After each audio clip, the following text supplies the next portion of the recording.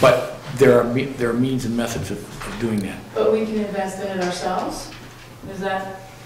Absolutely. Absolutely. Yeah. You know, I think that Rob would be a good resource to bring the right trainers in, find out what it is, what specifically do you want to be trained on, what part of incident command or whatever that would really benefit us and benefit you at the same time, and then Rob can do it, and then there's a lot of different ways to find ways to pay for those type of trainings. So and the training's out there, and yeah, people they're willing to invest it. Yeah, you brought up a good point. You talk about the incident command system. There's some what are called ICS 100, 200, 300, 400 classes. We have the capability within this county to teach those classes, and we do teach those on a regular basis, and they are free.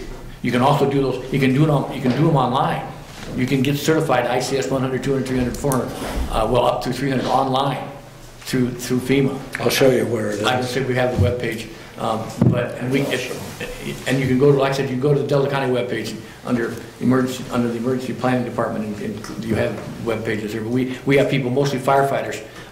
Doug Fritz, who some of you might know from Hotchkiss Fire Department, is a certified instructor, and we can teach those. We can get you all the basic, you got to learn how to walk before you can run in this business, and that's where we started, as the basic ICS system. Or perhaps it's just getting a bigger part of our populations up to speed on first aid and life-saving techniques. That could be bigger than anything. If we just had because really, I don't know how many out there has had a good life-saving class in the last 10 years.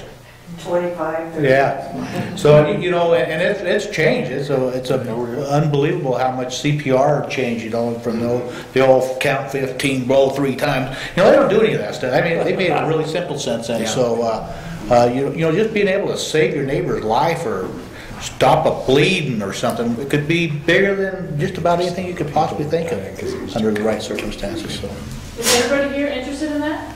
Yeah. American Red Cross, 242-4851. Well, I'll tell you what, give Rob a call tomorrow. Yeah, give me a call. And we can set you up. We have a couple of people in our office that actually do the training, so maybe we've got 2 dispatchers and a jailer that can do those things, so maybe we can come up with somebody local to help you out. Sounds great. Packing off somewhere. Barbara had some information. What I've noticed when we get into emergency situations is that we can't have too many chiefs and not enough people that are willing just to take orders. And I would also recommend that maybe this is a really good group to do some asset mapping.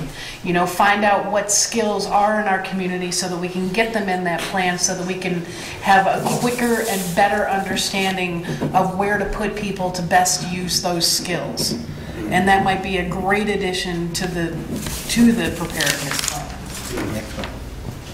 So one of the things that we've been talking about in our meetings is that same thing.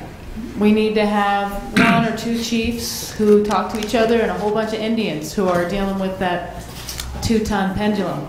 And so one of the things that we've thought, would it be helpful if we do kind of that asset management exercise, which we need to do, to have a group of maybe 2 or 3 community leaders that you guys liaison with, then they can get the word out as well.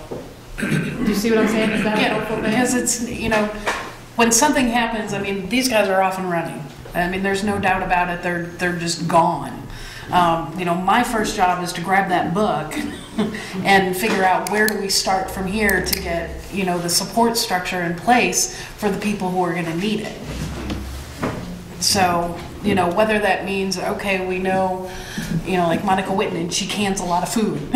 Where our canners are, where are our physical therapists, so that we can, get some of that together. Where are our medical personnel, or who has medical training, or, something that we can, at least call them or have a list of names so that we can get them organized.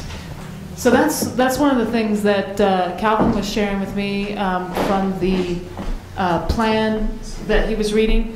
Just as an example, and this could happen in either a short term or a long term, is that if everybody loses power for a long enough period of time, isn't the meat in the freezer considered to be a hazmat?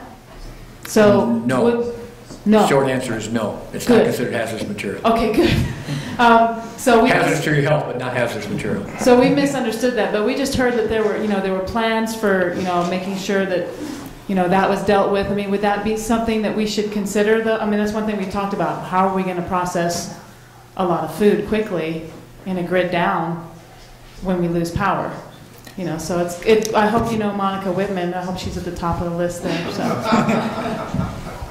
If you have a lot of canning jars or know where some's available, I've seen people whenever they've lost power, of course it's been a long time since we've lost power very long around here, is just go to canning some of the meat before you lose it all. Because you can always build a fire and set them pots on them. Or have a community barbecue, basically. There you go.